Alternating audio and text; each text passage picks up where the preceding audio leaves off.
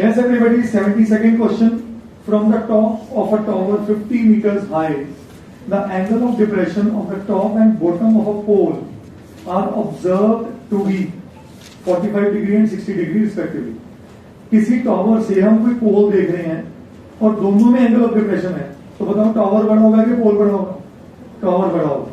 तो ये अगर फिगर में ये टॉवर है ए बी और ये कोई पोल है C D.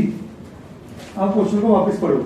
From the top of a tower 50 metres high, tower कितना हाई है? 50 metres. The angle of depression of the top and bottom of the pole are 45 and 60 degree. इसके top से इसके top को देखा तो एंगल ऑफ डिप्रेशन कितना बना?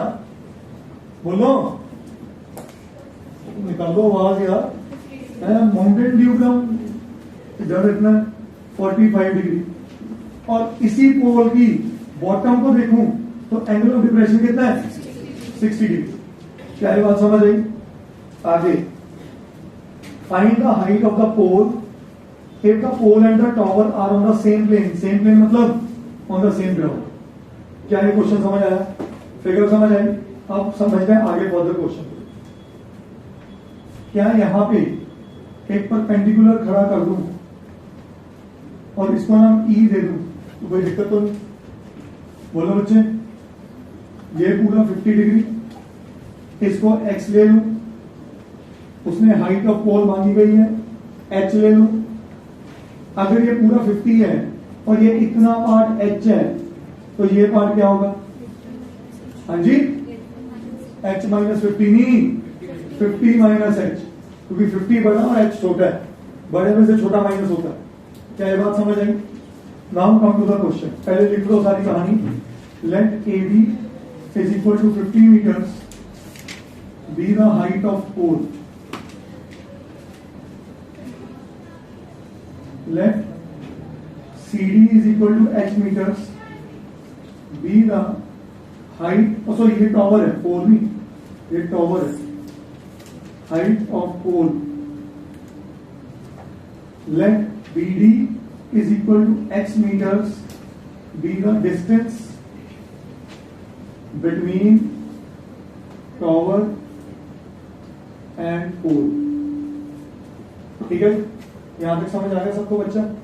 Now come to the question. विस्मा, मैं पहले ट्राइंगल कौन सा ले लूं बेटे? Very good.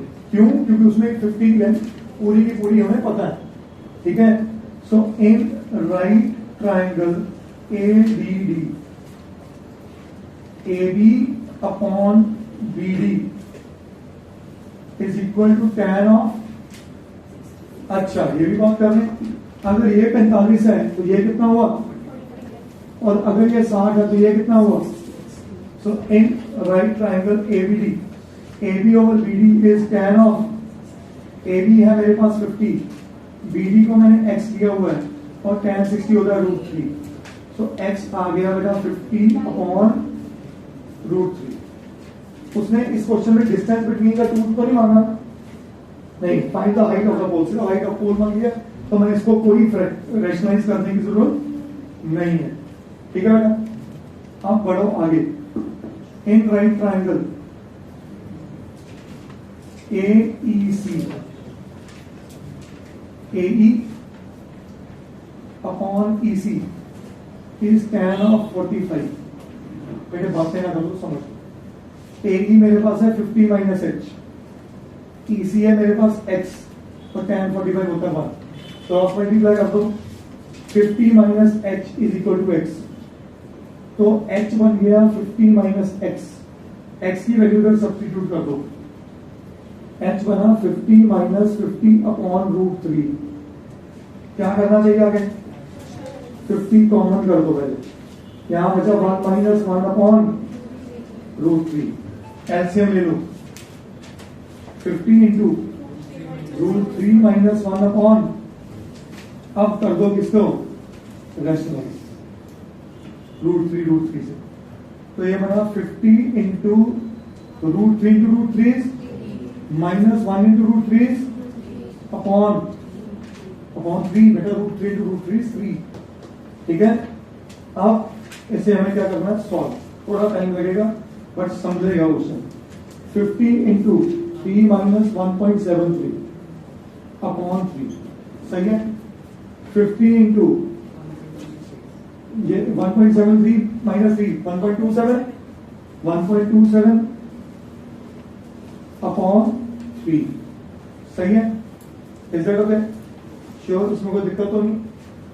अब इसका डेसिमल काट के नीचे क्या आ गया, 100। 50 1 सा 50, 2 सा, तो मेरा फाइनल आंसर बन रहा है 127/6। तो कैंसिलेशन आसान हो गई। हाँ जी, 6 2 सा 12, 6 1 सा 6, 1 0, 6 1 सा 6, 40, 6 6 सा 36, फिर 40, फिर 6 6 सा 36। तो this is approximately equal to 21.17 meters. That's my answer. Very nice.